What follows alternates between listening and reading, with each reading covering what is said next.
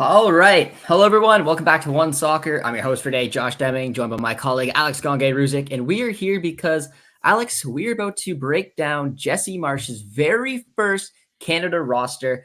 I'm excited to get your thoughts. I haven't chatted with you too much on it. So first things first, Alex, how you doing today? And the first question I have for you is, what do you make of the fact that only 26 players were really called up? That's probably that could be the very same squad we see in Copa America.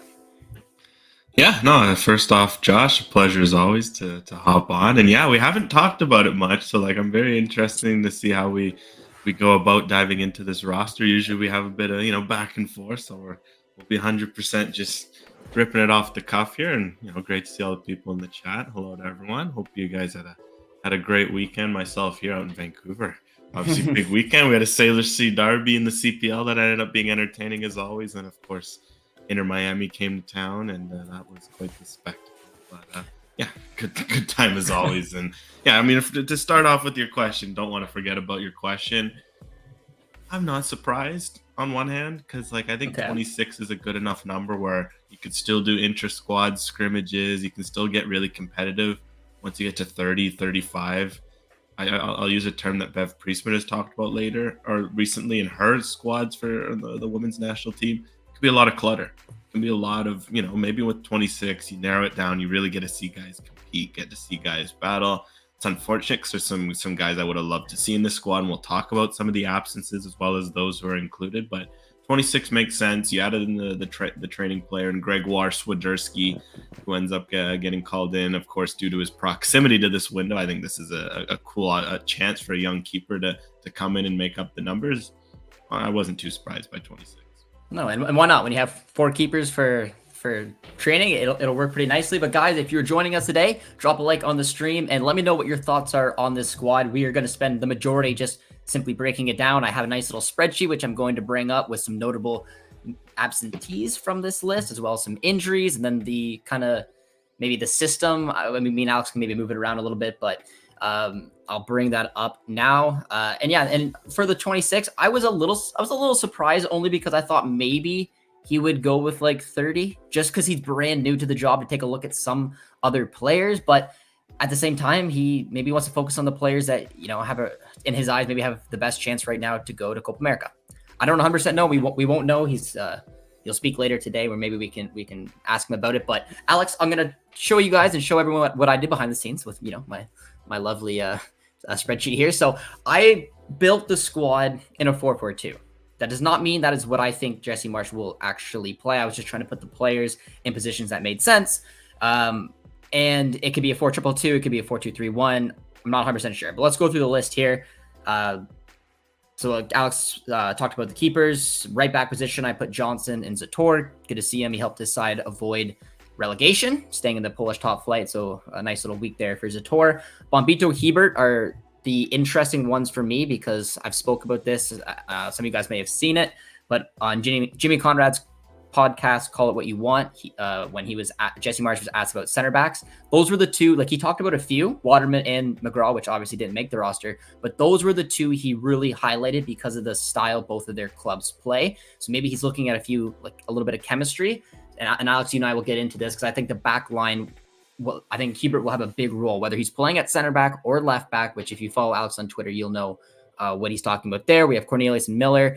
I put Larea and Defugerol over at left back.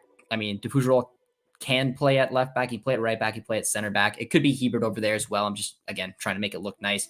Buchanan, Brim, and Hoylett return. I love that. We'll talk about Junior Hoylett a little bit later, Alex, but I'm very happy for Hoylett. He had a decision to make on a club to join. Running out of time with Copa America fast approaching. He joined Aberdeen and he's been lights out for them. Kone, Chouanier, Osorio, Piet, and Eustachio, the midfielders. We got Davies, Miller, and Schaffelberg. I love that they're both there. And then up front, we had Laren Ugbo, David Bear, which means these are the players that unfortunately for them missed out. Waterman, Corbiano, Nelson, Ali Ahmed, which is a big one. Jason Russell-Rowe, which is another big one, but there might be a reason for that. Kennedy, McGraw, Kerr, Frazier. And then, of course, a couple of the vets and Victoria Borient aren't there with McNaughton and Atakubi injured. So starting with the players that missed out, Alex, we're going West Coast once again because Ali Ahmed is the obvious one. What do you think happened there? Why do you think Ali Ahmed was left out in your eyes? He's obviously not injured. I know the last time he didn't make the camp with Yellow, he was just returning from injury, but he's been back. So what do you think the reason is for March leaving out Ahmed? Yeah, it's a good question with the absentees, and it kind of leads to your point you made earlier about Marsh not calling in 30-31. It is interesting because he ends up drawing some lines in the sand, right? Like some guys clearly aren't in and will have to work in. Ahmed was a genuine surprise. His form has dipped statistically from last year. Last year he was dominant. I was looking at it today. His form has dipped. Its position change is a big part of that. He was playing a lot as an 8 last year. He's been playing out wide, and I think that's the big factor. I think Marsh probably saw it. He brought in a lot of wide players. You know, 'cause we've said in the past, Canada with wingers, they haven't always used their wingers. You look at the squad, you got Davies, who Marsh has said he's going to play on the wing at least.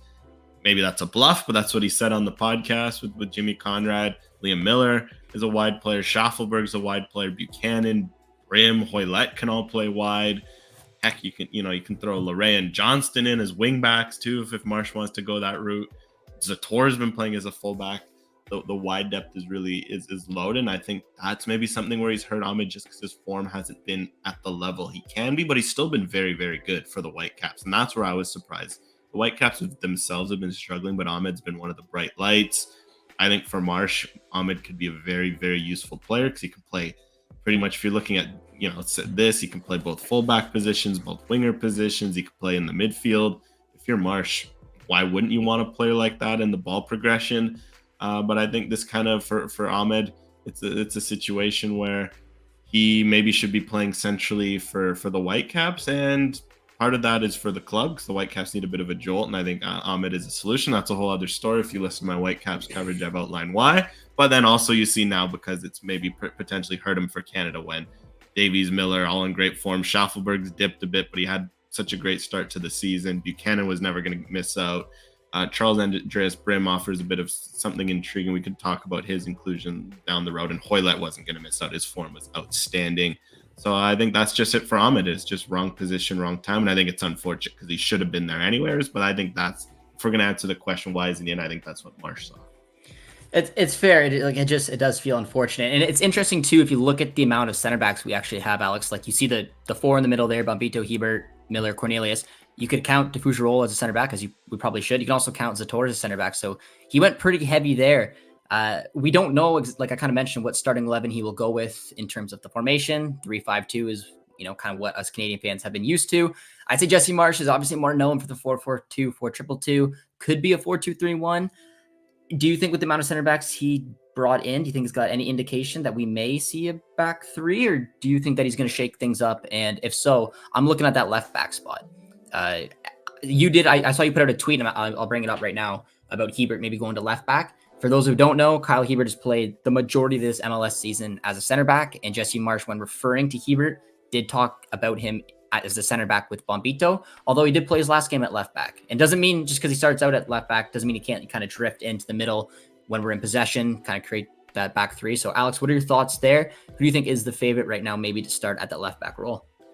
Yeah, I thought Zator and Hebert's inclusion were very telling because I think, for example, Kennedy missing out, that's a sign of just Cornelius and Miller, the 2 lefties. I don't think Jesse Marsch would have dropped Miller. Yes, his form is dipped with the Timbers.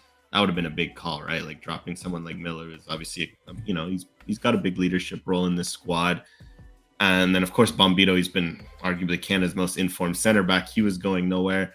I think it's interesting, though, that, okay, those 3 were always going to be there. You look at guys 4-5. I think it's interesting that Zator, Hebert, that they come in with that flexibility of playing fullback.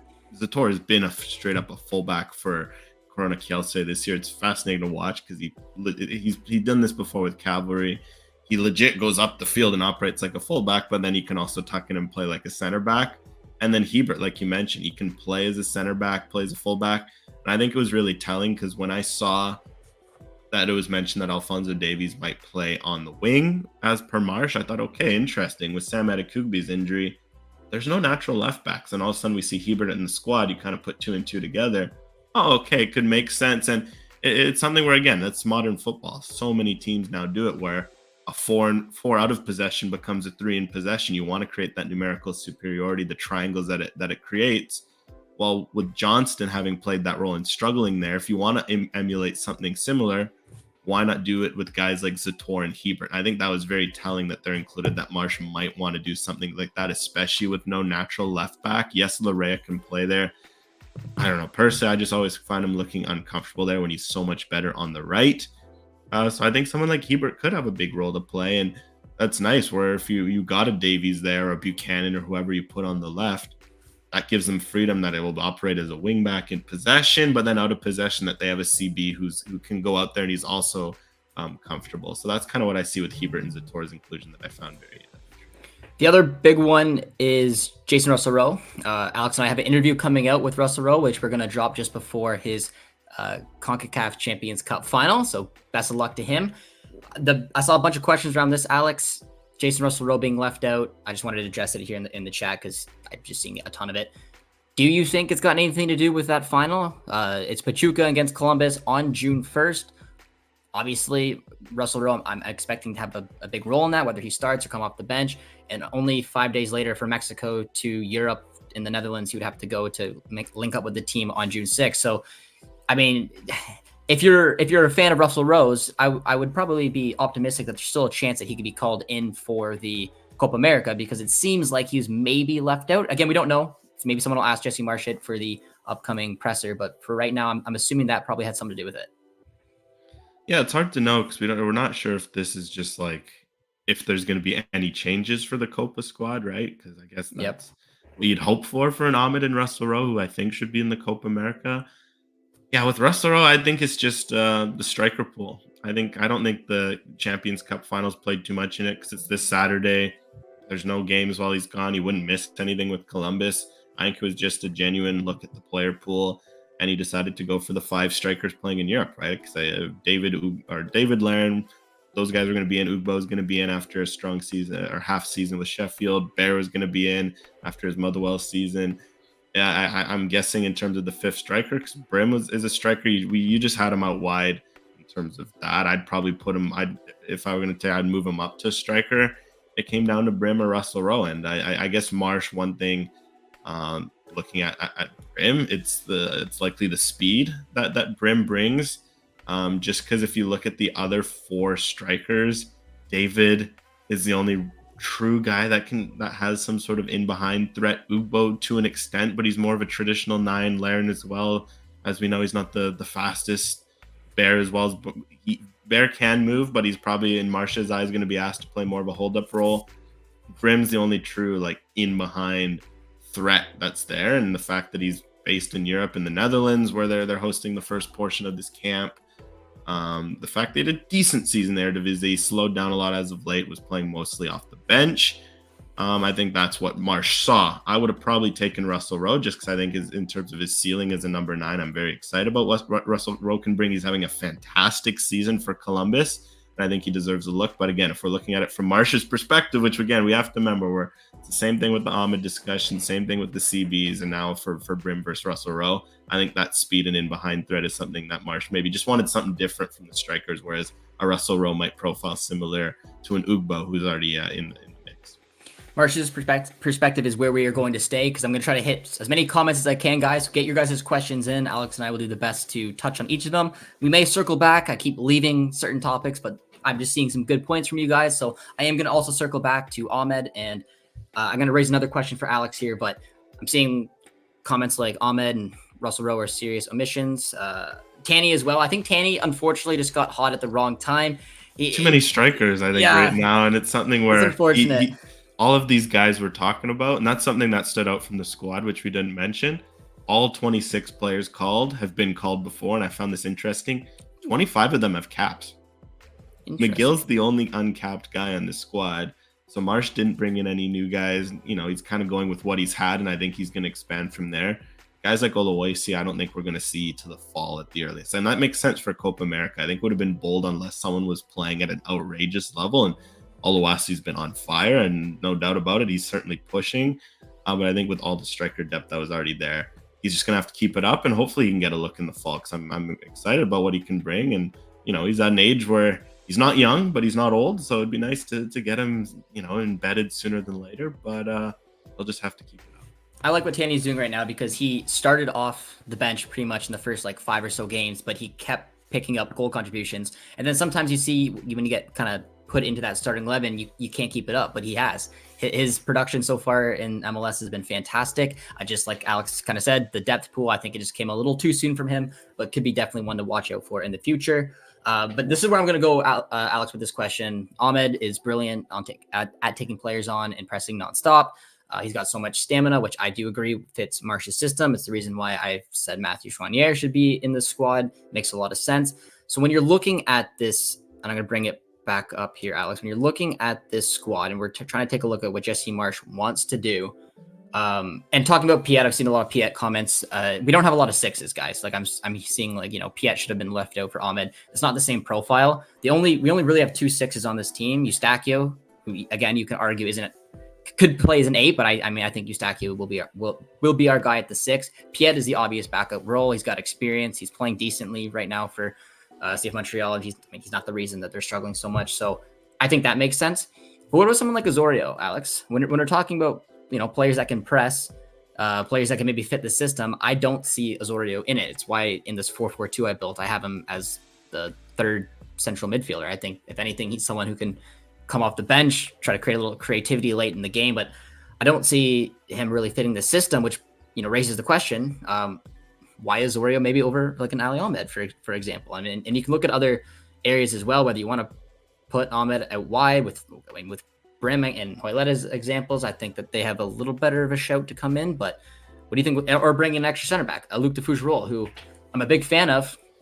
I don't know if we're going to see him have any minutes, but I feel like Ali Ahmed could have maybe did something. So I know you talked about it a little bit, but let's just focus on Osorio. What do you think the big reason is why Osorio snuck his way into the squad?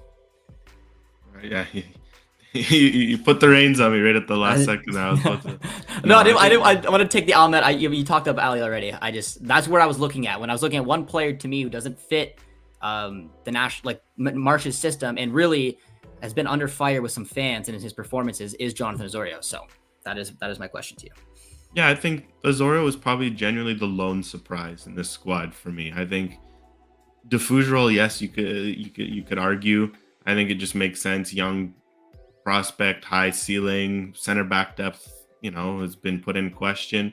May as well keep him around. It's something where, again, the center backs that you don't need too much depth, because unless something wild happens, you might only use 3-4 CBs over the 2 games, and even that's a lot. Mostly you don't rotate your center backs. Just with Marsch being a new coach, you have to imagine he will, just to get a look at these guys in different setups. But yeah, Osorio was the big surprise, and the fit is one thing, like you mentioned, like versus Ahmed, like Ahmed's versatility, etc. We don't have to talk about Ahmed. I think our stance on him is well known. Like you mentioned, the fit. Another big thing that's been surprising is Osorio's dealt with a couple of injuries this year. He's just coming off an injury. I thought that was a bit of surprise too. Even there's just like the fact that Osorio's 32 in terms of long-term projection, it would make sense to work with a guy like an Ahmed.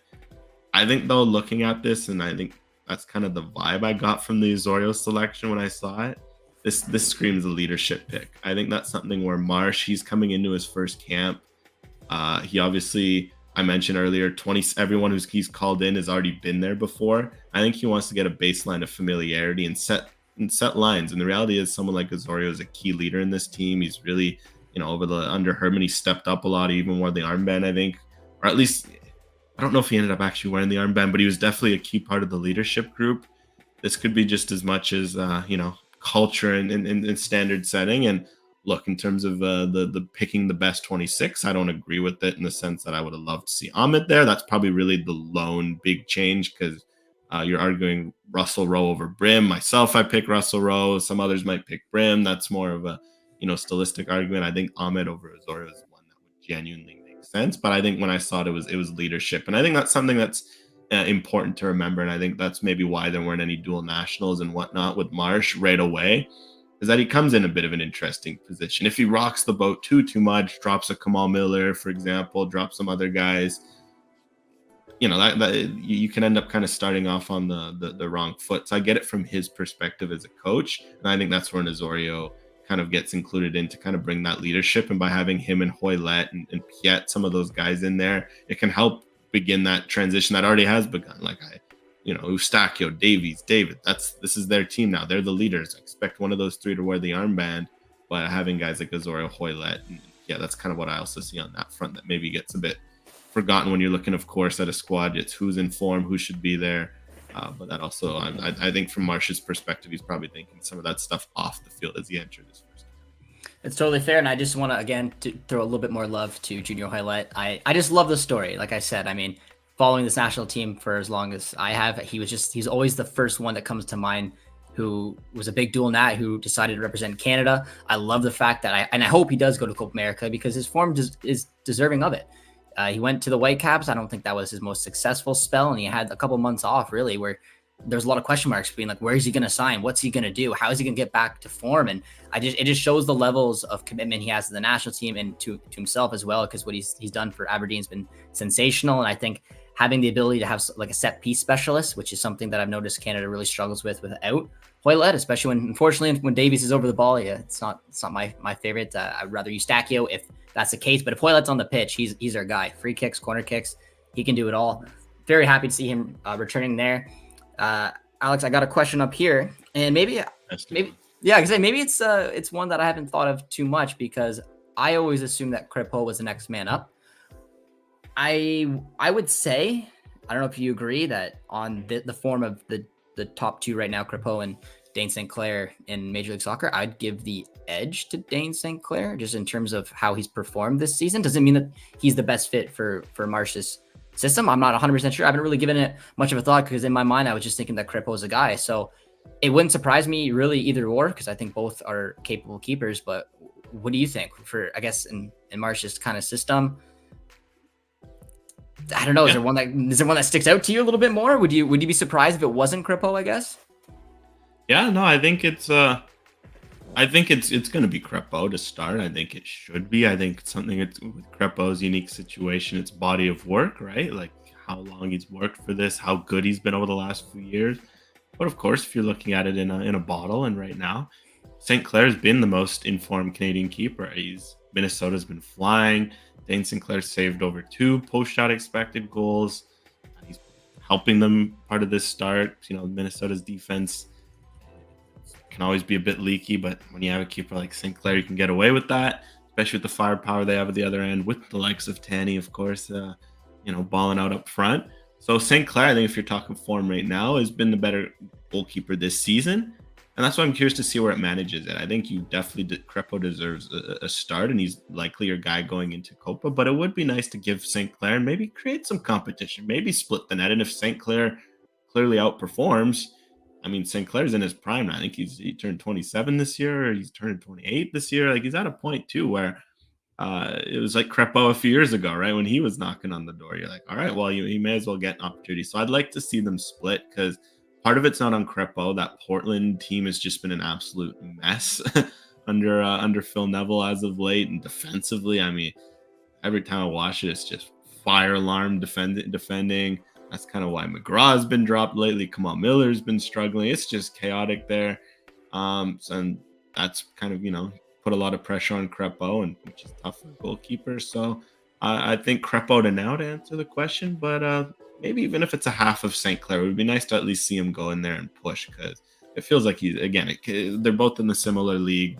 They've been 2 of the top goalkeepers over the last few years. The competition remains close. It's just Crépeau has that edge and experience, at least with the national team, with how long he's been around and been the understudy to a Borjan over the last, I guess it's been almost a decade since Crépeau first got his first taste of the national team, whereas St. Clair is still a bit newer face, only got his first cap, and I think it was 2021. Yeah, I agree. Like I said, I didn't give it too much of a thought because I just felt like it was Crépeau's time. I do hope we see a little bit of Dane, though, in these upcoming friendlies, whether it's, you give him a full match, or maybe you give him half of one. I'm not 100% sure. But regardless, I honestly would feel pretty comfortable with either one of these guys between the sticks. So I'm going to go on from the keepers, which I think is a fair debate. And I saw a question in there why there's 4. Gregoire Shwidarski got called in, like Alex said at the beginning of the stream. It's just because they're going to be in Bordeaux, so that's his club. Great experience for the young U20 Canadian keeper. So we definitely want to keep an eye on, and why not have 4 in training? You know, doesn't hurt anything. So that's the reason why there is 4 in there. But for the squad, for the 26-man Copa America squad, there will more than likely be just 3. Quick take on Sirois not coming into this squad, Alex. Do you like it? Do you like that McGill's there? Do you think it's reasons for him just to maybe stay with CF Montreal to, I don't know, try to work on his form? He hasn't had the greatest start to the season. I guess you could argue that would be a bit of a surprise. No, I'm not surprised by Sirois. He had a good start to the season, but it's the last few weeks, or I guess really the last month, Montreal struggled and Sirois as well has struggled. So I think this is fair. McGill's European base. Maybe it's a chance for Marsch to see him up and close. Because I think McGill is someone where if he could just break through somewhere, he's got the profile to good with his feet. That's kind of been the scouting report on him. I think he would fit well, but just needs to play. But I think with it being based in Europe, with Sirois, he needs a reset of confidence. And I think sticking with CF Montreal as they figure out a tough stretch makes most sense for him, especially because Canada has, other goalkeeper depth who can step up and be an option. Heck, I mean, you're looking at the list, someone to watch long term. Looking at St. Clair's numbers, the best other Canadian goalie in terms of post-shot expected goals isn't Crepeau. It's Luka Gavran with 1.5. He's had a phenomenal season with Toronto when he's played, and TFC are going to have some interesting questions to ask with what to do with Sean Johnson with how Gavran's been playing. So because of all those factors, like let Sirois get his reset with Montreal. A bad stretch. It happens to all goalkeepers. So, no point in him missing Copa America to ride the bench when he's in a bad moment. If he deserves that, if he deserved it, or if he deserves that call, if he gets his form back well enough, it'll be good for him, that mentality to be in that squad. But if not, there's no reason to ride pine when you could be with Montreal, getting back to rhythm and, pushing long term for that spot as he is. I agree. I would imagine though that Sirois, no matter what, is just sinking like crap. No matter what, it sucks. He'd want to be here. But hopefully it's a lesson. Hopefully he can get back to full form and maybe get an opportunity in the future. But Alex, we're gonna move on to everyone's favorite topic, dual nats. I've seen about 50 in the chat so far. I'm gonna speak quickly on this one because I know Mo Farsi wants to play for Algeria, but he would be a great fit in Marsch's system. I follow that up with a few other comments I've been seeing in the chat being like, I'm surprised we didn't see any dual nats, what dual nats are to even target. So I did a while back speak with Farsi's camp, and unfortunately, from what I heard, it seems like Algeria is the only thing on his mind for right now. So it seems like the Canada door is closed for now, I guess. Depends, obviously, maybe down the road if Algeria don't call him up. But right now, that is what his got his mind and his heart set on. So flipping on from Farsi, because I do agree. I think it's a shame that, a player like that who's playing so well with the crew, playing under Wilfried Nancy, just keeps getting better and better. Unfortunately, doesn't want to come to the program, but there are other different dual nats out there. So Alex, we didn't see any. Like you said, every player on this list has been called up, and everyone but one has been capped. Were you surprised not to see any kind of names out there tossed around? I mean, just off the top of my head, Luka Kolyosho is a big one. I am unfortunately very confident that he will probably not represent Canada. I think that, with Italy and the Americans on the cards, it just doesn't look good for us. You do have like a Daniel Jebison who's returning back from a long-term injury. That was always going to be unlikely. Dual nats are a fun topic, but honestly, Alex, if I'm looking at all the options out there, I don't think that there was one that was good enough to be in this squad, or two, if they were like maybe a Kolyosho or a Farsi, they don't want to commit to us right now. So I guess it's not really a surprise. Or anyone that I missed right there that you thought of that thought maybe there's a chance? I'm not surprised if you're building this squad based on form. I think if, as you mentioned, there hasn't been anyone who's knocked the door down clearly enough, because even a guy like Oluwasi who has, it's just he happens to do it at the worst position. Man, if he was playing like that as an 8, then he'd be in the squad with your eyes closed. But no, I think it's something where on one hand, I would have loved to see it's friendlies, right? This is perfect for dual nationals. They can come in, they can explore, maybe even play a game without getting cap tied. But I guess if you look at individual situations, Jebison only finally came back from his long standing, I think it was blood clots, the issue. He played in the last game, I want to say, for Sheffield United, if I'm not mistaken, or at least was in the squad. So that was great to see him back, but obviously his focus will just be having a strong summer and either, giving it a go with the Blades in the championship or, going from there. Koleosho as well. I don't think he returned from his injury from Burnley, so I wonder if he just might be straight up injured, if we might not see him anywhere this summer, be it, Italy or the US or everyone that's been swirling around him. And then, yeah, other than that, it seems like most of the other options have either kind of already all but been committed, like a Nico Seeger. It feels like it's only inevitable until he becomes a Croatian international full blown.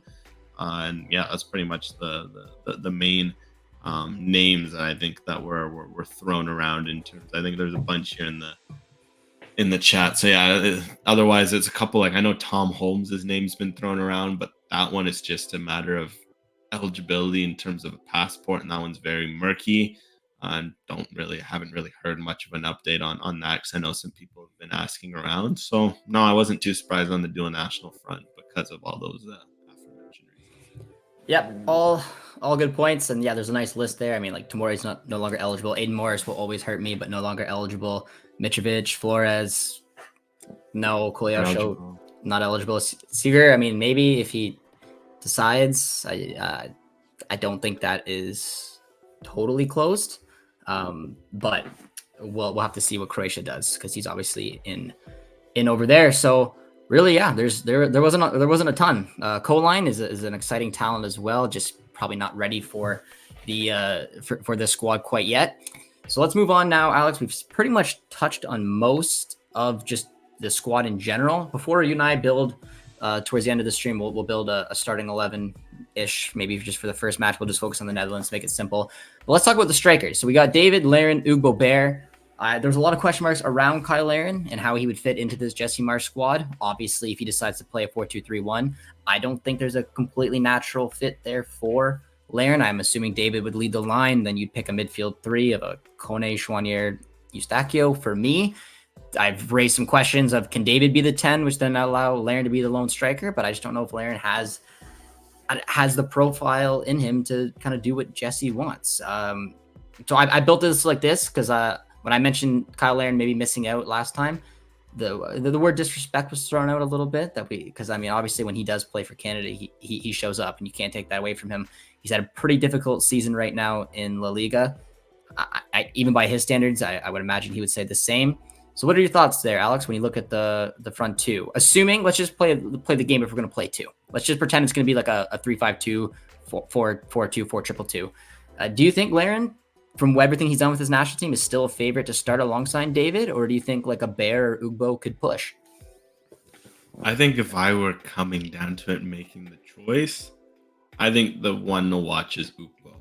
I just think watching him, seeing his profile, he seems to be someone who fits that Jesse Marsch system. I saw it on Wednesday. I was impressed. He was pressing a lot. He was doing a lot of the little things off the ball you want to see from strikers. His hold-up play is so sharp. You can just see the technique he has. He's a true 9. I'll always say that with him. It impressed me how true of a 9 he is. It's, some of the other Canadian number 9 options, they're kind of maybe specialists in certain areas, etc. Ugbo is just a pure 9. I see a striker out there. I think he could really fit, especially if it's alongside of David. One thing I do wonder if with the 4-2-3-1, if Jesse Marsch isn't confident with his options at the 10, because I think someone like Kone could play the 10. He's got familiarity with that. Even at Watford, he's playing like an advanced 8 at times, box-to-box 8. I could see him playing the 10, but say if Marsch just wants to keep it simple, go Eustachio, Kone in the middle.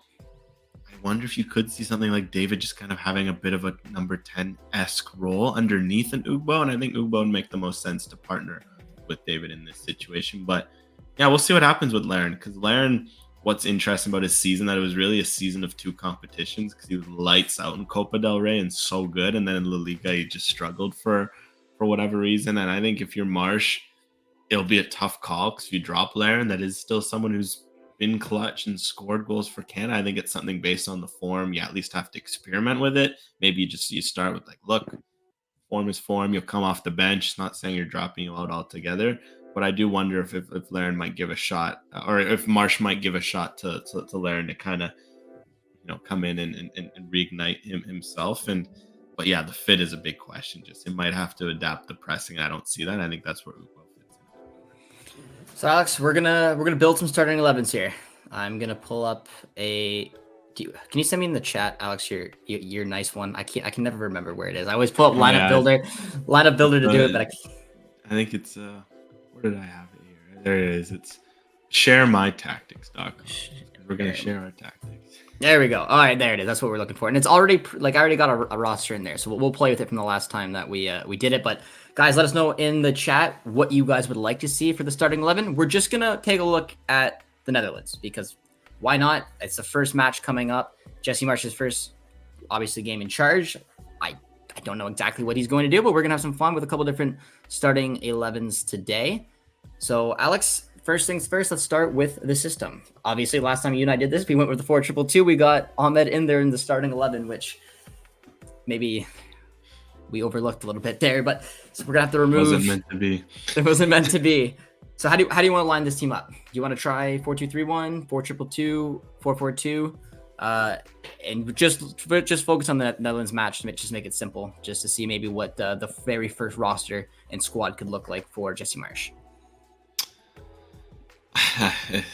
I guess that's the choice. Is that we assume he's playing a back four, right? Like, that's what I would say. Yeah, I'd say that's the betting favorite. So it just depends. Do you think it's 4-2-3-1 with a 10, or is it 4-2-2-2? I'd say we could also build both too. I guess we can. Let's start with 4-2-2-2 because that's like the true Red Bull. That's been a lot of it thrown around. Let's start there and maybe go from there. We can kind of build and adjust. All right, as you guys see, the 4-2-2, we're gonna have to make some changes. Alex and I did build this last time. So the keeper, we talked about it already. I think it will be Crépeau. So does Alex. It's just he's the guy. He's the guy right now. I do hope we see Dane, whether it's again getting the France match or maybe he gets half of a game. It would be nice to see. But at the same time, I also if Jesse knows who his guy is going to be for Copa America, as unfortunate it is, I mean Crépeau lived through it. Getting overlooked for Borjan, it might just be the play because I kind of want the keeper to make, or Jesse maybe to make a decision, but maybe he's using this camp to take a look at both. I don't really know, but regardless, I do think Crépeau will start back four, and this is where the biggest question mark comes in. And I just think it's fun that Jimmy Conrad told us when we interviewed him that he was having Jesse Marsch come on. And I listened to that podcast twice because I was trying to take every little bit of hint I could possibly have. And both times I listened to it, the number one thing that interested me was one, where Davies is going to play, but it was two, when he mentioned Bombito and Hebert. And that is, to me, the biggest question mark. And I feel very confident thinking that Hebert will be in the starting 11. You and I touched on it a little bit earlier, center back, left back. I don't 100% know because the left backs, we don't really have any natural ones right now. So it will be maybe like a Derek Cornelius, Bombito center back partnership with Hebert at left back. Or if he does, because he was talking about Kyle Hebert directly as a center back in that podcast. So if we go off of that, didn't even mention Cornelius, it could be Hebert Bombito, which I guess would leave a Larea at left back. So what do you take, Alex? I don't know if you listened to the clip. I'm sure you did, or you've heard me say it about 15 times. So what are you leaning towards? Because I feel confident about putting Hebert in the starting 11. I just don't know where. Yeah, well, I think a few things to mention with Hebert that can't go under the radar. The system St. Louis plays. For anyone who's ever watched a St. Louis game, it's a trip. It's a fun time. They play very Red Bull-esque, high pressing. It's very vertical. It's very direct. That's something where I think Hebert has a big advantage, and I think that's also like Bombito. Bombito plays for a literal Red Bull disciple, right? And Chris Armas, someone who's coached with Marsch, who they know very well. Yep. I think that's probably why he was mentioning Bombito and Hebert by name. So I think for Hebert, I would just say he goes left back just because I know Marsch didn't mention Cornelius. It's also a podcast. Maybe just, also maybe doesn't want to give away something, too, right? Like maybe the bigger concern would have been if he didn't mention a Cornelius and he dropped them all together, then we'd have a bigger issue in our hands. But I just find it impossible to think you drop one of Cornelius and Miller because the thing is, Bombito, he's been in the squad for a year. Hebert's only been in the squad once, right? He didn't make the Gold Cup squad. He was just there in March, not March, last year. Got March on the brain. You're going to need a Miller or Cornelius, right? Cornelius has been with this program 5 years, so is Miller. I just think it would be wild to go out with their back line, like playing the Netherlands and France. Like, all right, like this is completely refreshed, completely brand new. But I could see the Hebert at fullback for reasons like we mentioned, the Red Bull familiarity with the system, the verticality, the fact that yes, his numbers as a left back, he would leave you a bit to desire to play in terms of his ball playing, but it's something where it can help you make a back three. And I think that's something where I think Marsch will want to do that in possession. I think we've seen that with past teams as well. He's played around with that.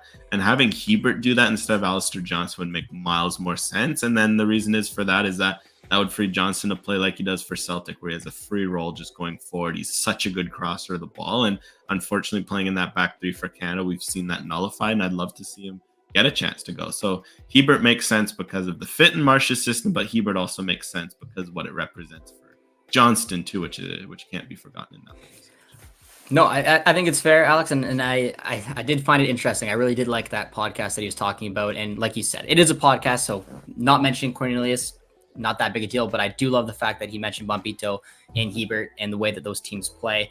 I don't think it's a coincidence, which is why I do think we'll find Hebert finding his way in that starting 11. So we'll move over to the left back role, Bombito, which then again it leaves Cornelius and Miller. I can say you and I are big fans of Derek Cornelius, but this high line, you can't question the fact that Kamal Miller is a faster defender. It's a reason that Scott Kennedy was getting tossed back into the mix. Kennedy is extremely quick. Him and Bombito are probably our two fastest center backs, playing a high line, the pressing system. But again, we're playing the Netherlands. It's not like we're playing like a Chile or Peru, one of the like a weaker teams in our group coming up. We're playing a top nation. So will that change things maybe a little bit with how high he plans on sitting when we have possession? I don't know. I can't imagine he's doing too high of a line, right? Like, right? Yeah. Like I'm looking at it's like first game in charge, go against the Netherlands. That just feels like kind of like a recipe for disaster. So I'd go with Cornelius. I prefer him. I would agree with you on that. I think with Miller, there's a few things that have been noted. A, his form, right? With Portland, they've kind of struggled. Also, B, their concerns of how he handles the turn. I guess the good news is he's been playing with the back four since with Miami and now with Portland. That was something with Montreal. That was always a question. It was like, the roles were very similar between Montreal and Canada, that he would just kind of slot in. And I think it could help him to have Hebert there as cover, to kind of have Miller and Hebert both on the same side. But I think based on form right now, Cornelius continues to just be very, very good for Malmo. He's had some outstanding games lately. He's been linked with some top clubs. I'd say go Cornelius Bombito now. I think it's something for Miller. Maybe that ends up lighting a bit of a fire. And if you can create a competition, that's the real win, right? I agree. I'm just trying to. I see someone gave us good starting 11. Oh, so I want to take a quick look at what they had in mind. So St. Clair, Johnson, Hebert, Cornelius, Larea, Eustachio, Kone, Buchanan, Davies, Laren. It's an interesting one. I think the biggest thing is that you don't have Bombito in there. And I think right now with where our center backs are, I think Bombito, it feels like it was even going maybe that way beforehand with Bailo. But now with Jesse Marsch coming in, I'm assuming we're building around Bombito. And I think it's deserving of it, the way that he's been playing. Yeah, I mean, I like Kamal Miller. And like I said, I wouldn't be shocked if he went with Kamal Miller. But it's just a matter of fit, right? Like there's different strengths in terms of what Cornelius brings, what Miller brings. I'm very curious to see how Marsch sees, and also like what we'll have to see is who forms a better partnership with Bombito, assuming Bombito, because that's something again that I think is telling. Bombito's the only like right CB in the squad, because the Zator is listed as a fullback, and I assume he would be asked to do what Hebert is doing on the left, on the right if he were to play. Hebert, again, we're likely assuming is more of like a left back LCB. The only competition Bombito has at his position is Defougerol. And, I think Defougerol is in this for experience. So I think it's very telling. And I think maybe we'll just see who fits better with Cornelius and Miller. Because the reality is we haven't seen it. On paper, you could discuss all these things. Maybe Miller fits better with Bombito. Bombito can kind of cover him in certain states because Miller's phenomenal on the ball and will push forward in possession and be a bit of a ball playing CB. But also Cornelius Bombito could give Canada a bit more solidity aerially. Yeah, Cornelius isn't the quickest guy, but Bombito could cover. Both could fit. So I think genuinely this could just be as much who wins that spot. And I think that's why you could go either way. Maybe we'll just go Cornelius on form, but I think that's important to remember this discussion. So Alex, maybe I'm going to change something up here. I do like this question here from Mark. Do you start the best team again or against the Netherlands or France? Same team? Do you mix the rosters up? So Alex and I were planning on building 2 different rosters anyway. So I'm assuming at one point he will do a best 11, right? You think for one of these two? Get your regulars out there, get some experience together, get them used to the system, right? I think that's not unreasonable. So do you think he'll go best 11, or in his mind his best 11 for both, or do you think he will do a mix? Because we could when we build the second roster, we could do a little bit more out there of a squad, like try to get some guys in, maybe like an Ugbo or whoever it may be, maybe like a Liam Miller, who I've seen. I'm a big fan of. I've seen a comment in here from Travis. So do you want to try to build one for our when we build our second one, just a little bit more out there, maybe a bit of a mix, try to give someone a rest, or do you really believe he will go best 11 both games? I think he starts with best 15 in both games. And what I mean by that is that he keeps, like, for example, if we build a lineup out here, for example, at CB, if Cornelius starts one game, I think Miller starts the next, right? Like, they're competing. Yep. If Johnston starts one game, Larea starts the next. Like, kind of build that competition. If Hebert starts, maybe Zator starts another one, because they've kind of been in a similar battle. Or maybe we see something where Kamal Miller slots out to left back like he's done before. I think, maybe a Liam Miller slots in for Buchanan if you're worried about, his fitness after haphazard minutes with Inter. Maybe Chouanier sneaks in. Maybe up front, if Ugbo starts one, Laren starts the other. I think that's kind of where you see the 16. And then I think you'll really see depth guys off the bench in both games. Like, I don't think we'll expect any wild starts, but maybe you'll get a Theo Bear off the bench in a game to see what he has. You'll get just some of these other names we've mentioned off the bench. Maybe Piet comes off to shut down a game and see where he can fit in Azorio, a Schaffelberg, a Brim, that sort of stuff. That makes sense. No, that makes sense. Let's do it then. We're gonna build like a close to the best 11 right now with this 4-2-2. Maybe we'll do a 4-2-3-1 next, and we'll have a little bit of fun with it, looking at those guys 12 to 15 on the roster. So to finish up the squad, it should be pretty easy throughout. The midfield 4 isn't very difficult. Eustaquia right here is going to be your 6. Kone will be partnered alongside him. You'll have Tejan, you'll have Davies, who, just going off of what Marsh talked about, wants to be a little further up. I ruined my 4-2-2. Where'd you go? Oh, I did it again. What's happening? Okay. I think you have to drop Eustaquia and Kone a bit lower. There you go. There we go. All right, the 4-2-2. There we go. So yeah, any issues with midfield 4? I think that's pretty straightforward. I think it could turn to a 4-4-2 out of possession, which I know is a popular defensive shape. Honestly, the one thing I do watch for is what side do Davies and Buchanan take? Because Buchanan's played a lot on the left for Inter, and you saw that beautiful goal he scored recently against Frosinone, cut in on the left. Davies maybe asking him to cut in on the right, especially with Johnston pushing forward from the right. I wonder if that could kind of make sense, especially with Buchanan on the left. He has the free cover of Hebert behind him, whereas Davies on the right and cutting in, that frees Johnston to cut in. Just something to watch out, although I know Buchanan's very comfortable on the right. He played there for New England, and of course Davies, he's been a left winger a lot of his career. In the TNT match, I saw them switch a couple times. Just maybe, like, it wouldn't surprise me if they start off the game one way, and maybe if it's not going smoothly, or if they're really pushing one of the fullbacks. And if not, they might do a swap. But they definitely did that for a little bit in the TNT match. But it's a good show, something to keep an eye on. And both are definitely comfortable playing on either side. But now that leaves the top 2. David and Stone, we know that. Is it going to be Laren? Is it Ugbo? I think that's really the only 2 options there. I agree. I think that when I'm looking at it, Ugbo would probably fit Jesse Marsch's style better. I think that is what it is. Ugbo has not got a ton of looks with the national team. Kyle Laren is our leading goal scorer. Every time he shows up for Canada, we kind of know what to expect from him. Didn't have the best season. Maybe he's not exactly the profile that really fits what Jesse does. So I do think it's really a big debate. I would lean still a little bit more towards Laren, just because, but I don't know. I mean, it wouldn't surprise me either way. So what do you think, Alex? What do you think he'll do? Do you think he'll partner David and Laren, or do you think he wants a true brand new looking front 2 with Ugbo getting in there and playing a different style in this potential 4-2-2? I think based on the theme of this roster and slotting in guys like Hebert and Cornelius over like Miller and whatnot, I'd go Ugbo because that kind of fits the theme of the roster, if that makes sense, right? I know we obviously picked Crepeau and goal over familiarity, but a lot of our other choices have kind of reflected a mix of fit and style.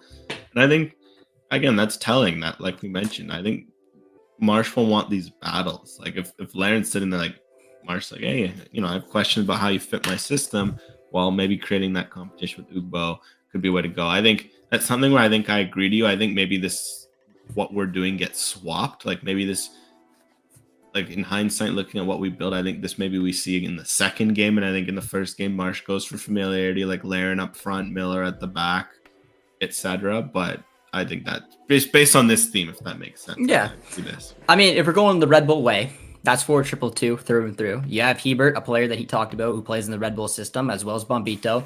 Maybe it would be Miller a little bit more in the system, but regardless, it's, you got your two very energetic pressing players with Davies, Buchanan, Ugbo, and David can press as well. There's a lot of athletic ability in this starting 11. It would be a fascinating one to take a look at. A lot of familiar faces that we would expect in kind of like a Canada best 11. But like I said, guys Bombito, I think, is part of the future there in the center back position. Hebert's kind of that crazy shout, just given off of what we heard him say in a podcast. So I like it, Alex. It's a fun looking starting 11. So that could be a potential. So let's build one more different one. Do you want to do a back three, or do you think it'd be better just to do it like a 4-2-3-1 and maybe talk about who could maybe drop in that 10? We have a Hoylett here now. Or do you want to try that back three? Let's do a 4-2-3-1. Maybe we can finish with a back three. May as well go through it all, because I think this is the 4-2-2. This is Red Bulls, right? Like I think if we're going to look at it from perspective, this is Red Bulls. This is what we'd imagine him. 4-2-3-1 was his Leeds formation, so maybe we can kind of build based on what we saw a bit in his Leeds time. I mean, honestly, not much would change unless we decide to go through players like 12 to 15. But I mean, I don't know. Do you want to try to switch it up? Do you want to keep a lot of the same here with the 4-4-2? I mean, it could be Dane in net if you wanted to switch it up, or we could maybe leave him for the last system. Do you want to just leave Crepeau in net for right now? Yeah, let's just leave it for now. I think again, it's implied, right, that there's competitive. But I think the real thing to watch out, and if he goes 4-2-3-1, I thought it was mentioned earlier. What I thought was interesting, Choinière could have a shout at the 10 with the kind of Aronson-like similarities. Yeah. Brendan Aronson. Of course, that Leeds is known for his energy off the ball and pressing. I do wonder if Choinière could be tapped to play that role. David could also play that role too. That kind of like David, this guy covers kilometers for fun, at Lille. So he could also play that role. Those are two guys to watch in that kind of 10.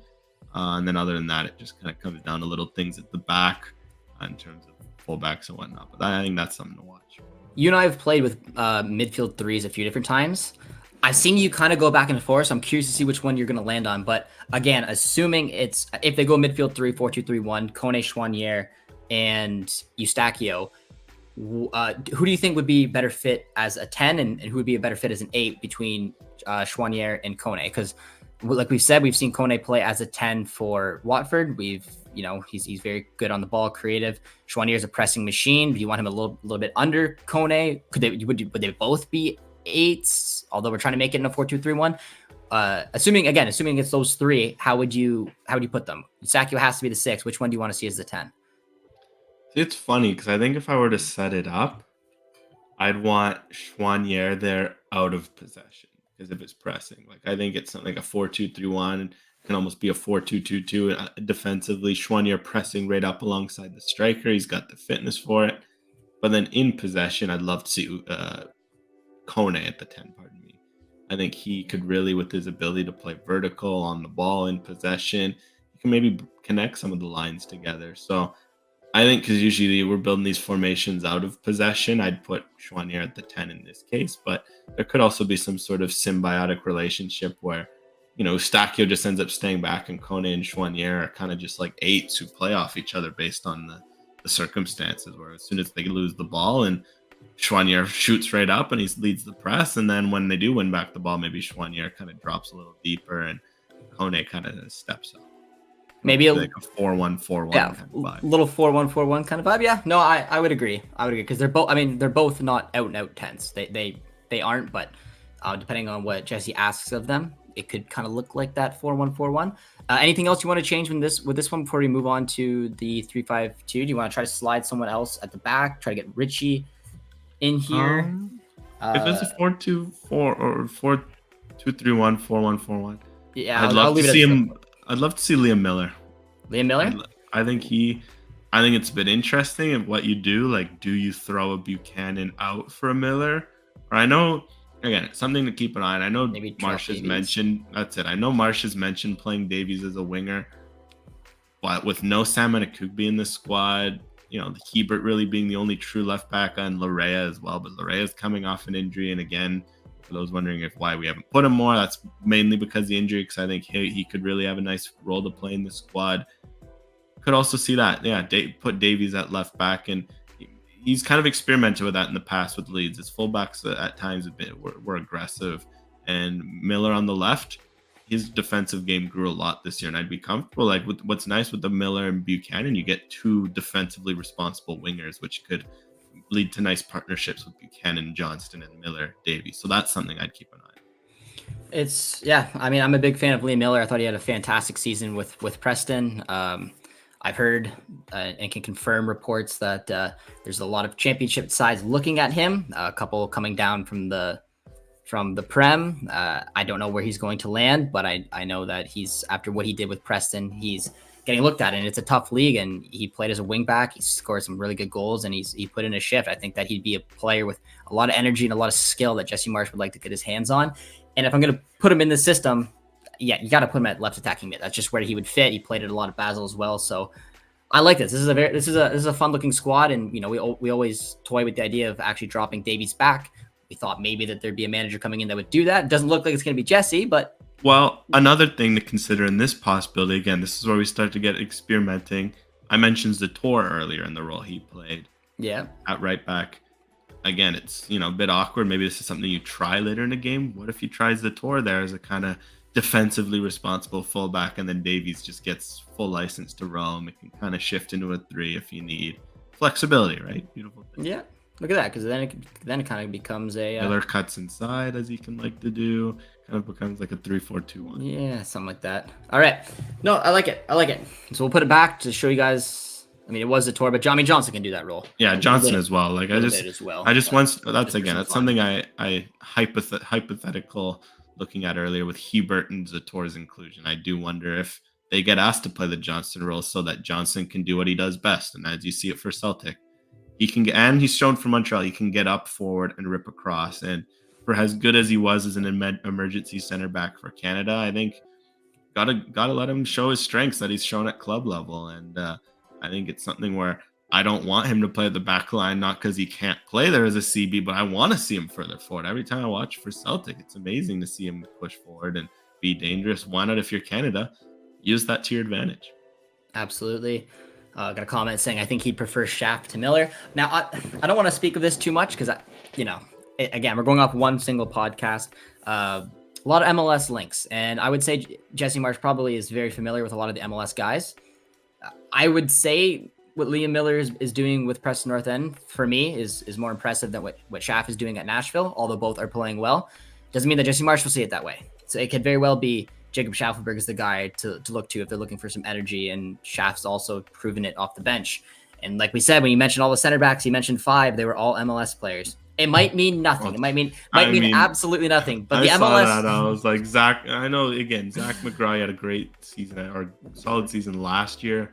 With his struggles this year, with his speed, I don't know. That one, I think maybe Marsch was a bit playing in the crowd there. Maybe a little bit. The new MLS Canada men's national team head coach. But all right, moving on to the final one today. We're going to build the traditional Canadian back 3 with the 3-5-2. Alex, is that what you want? Maybe 3-4-2-1, something along those lines, depending on what you are looking for here. I mean, if my favorite formation has always been a 3-5-2, so that's 3-5-2? what I'd go for. But all right. In terms of fit for Canada, 3-4-2-1 could make sense too. So I mean, we can kind of tinker around and see. All right, let's see what we can do here for the 3-5-2. So I think this is one where we're going to put Kamal in. Yeah. Just for the pace on the outside. Maybe Miller, Cornelius, Bombito, I'd say straight up. Bombito? And then of course Hebert could slot in. So Johnston, who could play back there, but Johnson's going to be the one sacrificed. Yeah, I mean, I'd love to see him at wing back, but I don't Hey, think well, you sacrifice a Buchanan or Davies. But it is a discussion to have, right? It's been one we've had before. I mean, you could sacrifice. So stay with me here for a sec, Alex, because this could be if you go 3-4-2-1, it could make sense because then you could put Buchanan on the wing. You could put Miller, and then you could have David. Then you could have Johnston. It's just again, you end up being a bit light in midfield, but that is an option. I think you'd swap Miller and Chouanier, and then you can make Johnston. Swap Miller and Chouanier, yeah, and then Johnston, yeah. So there you go. Yeah, that's an option. Because I want to see Johnston get that chance because he played that wingback role for Montreal. He was phenomenal. Celtic, same thing. Like let him cook. Let him cook. Well, in a back three, I mean, Cornelius can play as that central center back. You have the speed of Bombito on the right. You have the speed of Miller on the left, and Davies just goes to the. I ruined it again. Oh, it's not. Maybe it's not going to say that. 4-2, whatever. Davies, Johnston. That way you push Tejon a little further up the pitch. Miller, and then David. So layering someone who sacrificed there. You could also maybe, if you didn't want to go with Liam Miller, you could drop David into the 2 with like a Ugbo up front. Although I do kind of like. Or you can go 3-5-2 and put Chouanier in the midfielder and go for a natural. Yeah. That basically depends what you're willing to sacrifice. Because that's the thing with the back three. It's again, I'm always a fan of it. Like myself, that's just more of a personal affection for the formation. But you always have to be willing to sacrifice. In this case, if you go 3-5-2, you sacrifice width, right? Like you're not starting Johnston, Davies, Buchanan, Miller. Like you're dropping 2, likely maybe I think Miller drops out, and it's your choice of Buchanan, Johnston. Johnson, you get a bit more defensive solidity. Buchanan, you get more offensive upside. Maybe it depends on the fit. But then you go 3-4-2-1 like this. It's great. You get all these offensive players in, but then your midfield ends up being a bit light, and then you end up having a little more defensive responsibility on Eustachio Kona. I think it really just depends on what you're going up against and what you're willing to sacrifice. Absolutely agree. I forgot to put up Armand's and Mbappe 4-2-3-1 there, and we also got a comment on hearing Alex killing the Canadian. There's the dual nat talk we wanted to have. Hearing Alex say let him could is what I needed today. We got another starting 11 tossed in here. I don't know about Bombito as the central center back. I'd say keep him out wide with the speed. He played there when the Rapids experimented with a back three. He was an outside CB. Use that as an asset. I think if you're going to a 3, I feel like that's Cornelius' job to lose base on the squad, especially with Waterman getting dropped. But I think the fact that a Waterman got dropped indicates that we'll see a 4. But if he does go a 3, that's what Cornelius plays for Malma. I don't think that's too much of an issue. Kamal is not really that fast. I mean, Kamal does have good, like decent foot speed for a center back. I wouldn't say he's not that fast. And when we're comparing him to the other alternative that is Derek Cornelius, Kamal Miller is certainly quicker than Cornelius. So we're not saying Kamal is as fast as Bombito. Or even Scott Kennedy. Let's make that clear. But when we're looking at potentially like an outside left center back, and it's one of Cornelius or Kamal's quicker. It just makes more sense to put him there.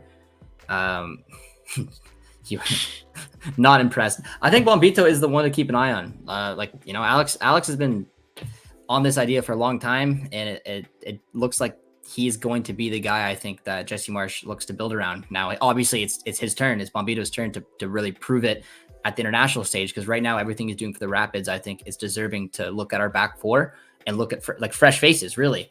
Bombito should be the guy. It's just who to partner him with. I like Derek Cornelius a lot. Obviously, the Red Bull way could maybe see a Hebert put in there. Kamal, again, depends kind of on the system. But if we're looking at a back four, I really do like that pairing of Bombito and Cornelius. And considering that this national team is desperately looking for a big, athletic, fast center back who's good with the ball at his feet, I mean, we kind of got that right now. And it's all everyone's been asking for the last 5 years, right? It's like he ticks all the boxes. He's the fastest player in MLS this year so far with their speed trackers. He's passing at over 85%. Got 1v1 defending. I've seen him handle some tough matchups like Chicho Arango and some other guys and come out of it on top. He's good in the air. He's not asked to do a lot in the air with the Colorado system, but he's good in the air. Like, he ticks all the boxes. And no, and genuinely, watch Bombito defend with Colorado this year. I think something that really impressed me, I think it was 2 weeks ago when he played the Whitecaps. He's also, which is something you don't often see at guys his age. Yeah, he's a bit older. He's a 2000, so he's turning 24 this year. But he's already got that confidence defending. I know a bit of a younger generation term they use these days is, aura. Like some guys have an aura, right? Like Van Dyke when he defends, it looks so effortless because he just kind of walks around, hair never out of place. Bombito's already kind of got some of that when you watch him defend. Like he's so cool, calm, and composed. And that's sometimes the biggest thing as a center back, right? It's not so much the talent. It's like, okay, how do you handle the pressure of a quick guy running at you or a tough clearance into the box or all that stuff? And Bombito's really, I like his makeup and his personality. And again, I implore to watch a Rapids game and see how important he is already to Chris Armas. And I imagine for the national team, they'll ask him to do similar things based on his rapid growth. And our final question of the stream today, I think it's a good one. I mean, we like talking about players getting a look at to Europe. How long does Bombito have to play like this to get a look in Europe? He's got the profile. 24, a little bit of a late bloomer, but I think someone who could potentially get the move. I'm just trying to think of a good landing spot for Bombito, and I don't know why Belgium's coming to mind, Alex, for me. I think Belgium, I think he'd be good to do a secondary jump. What's nice with him is that he's a center back, and there's more room for late bloomers. Sometimes that can be hard for attackers. I find Canadian and American attackers that if you're not scoring by 19, 20, like you saw with Ricardo Pepe's getting moves, but then other guys not, it's hard to get moves if you're not producing at 19, 20, whereas center backs, you can make that later move. I think Buchanan moved to Europe at 22, 23. Yeah. For a CB, Bombito's an equivalent age. I'd say a very, very good season. I think I could see a team in like a Belgium or something going for him. He spends a couple years there. He does a similar path to like Buchanan. So I just say keep it up for him. Of course, he just has to be consistent. That's the hardest thing. I think that's the comment there. But I mentioned like physical tools; those have been evident this year. We've seen a step up in consistency. Keep it up. That's going to be the big difference. And he's definitely one where I'm looking at a lot of these guys in MLS. He seems the most likely to get a move. There's, of course, he's not the only one. I think Jason Russell-Rowe is one you have to throw up given his age and what he's doing. But then again, that's what you need from a forward.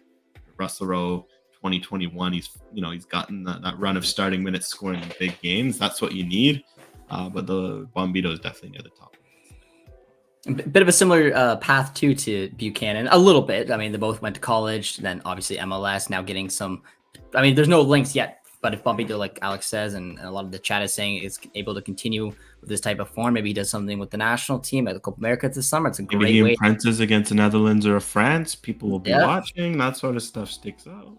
It happens. You see it. We've done videos on this before with the way a World Cup opportunity can really give you a shot at a bigger league, and that's something that Copa America could do as well. So it's it's a huge. Let's say even Buchanan again. Sorry to hop in, but Buchanan with the Gold Cup, right? Like he had that phenomenal Gold Cup in 2021, and I think it was that year. Literally, he moved to Bruges off the back of his play with club and country. So that's why it's huge, and man, that's why it's I wish I would have loved to see an Ali Ahmed and a Russell-Rowe, because I think those are two other guys.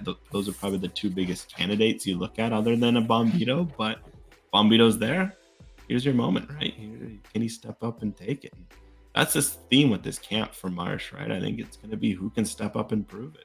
Kind of looked at guys who on paper can do it.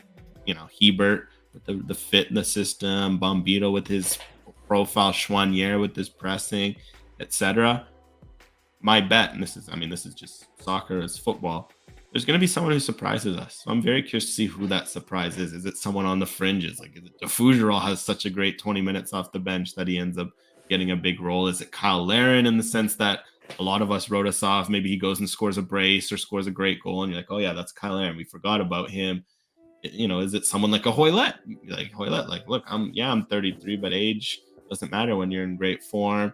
Or is it someone we're not even talking about, right? Like, that's what I love about these sorts of camps. Someone is going to step up. Of course, we can only talk about the guys we see on paper, etc. But that's why, this is why watching games is the best, right? Because then we go to see who puts on that Canadian shirt and who grows and who shrinks. Because that's sometimes the reality of playing national team. You've got great players who put on that shirt and it's a lot of pressure, and you have other players who remember when Alistair Johnson made his national team debut? Had for Canada, he hardly heard fullback playing for Nashville.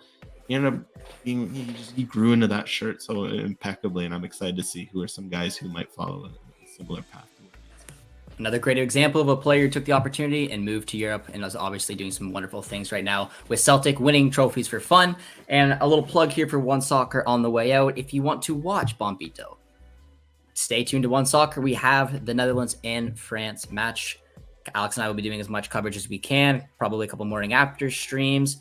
I am getting married on June 8th, so I will be watching the game. Nice, comfortably. Josh. Thank you. Big news. Yeah, but I will definitely watch the game and do the morning after stream. So hopefully see you guys all there. And if you want to keep an eye on Jason Russell-Rowe, is not, unfortunately for him, not going to these friendlies, but he will be playing in a massive match, the CONCACAF Champions Cup against Pachuca. And then we also have an interview dropping. So keep an eye on the channel for that. Jason Russell-Rowe is one that Alex and I mean, we've spoken about it a ton. He's someone I'm a big fan of. He's doing wonderful things right now. This is a big season, and he should be one I'm hopeful to see go to Europe. And we even touched on that a little bit in the interview as well, guys. So keep an eye out for that. A lot of really good content coming up here on One Soccer. And as always, if you guys did enjoy this stream, be sure to drop a like, drop a sub, and we will see you guys soon. Cheers, friends.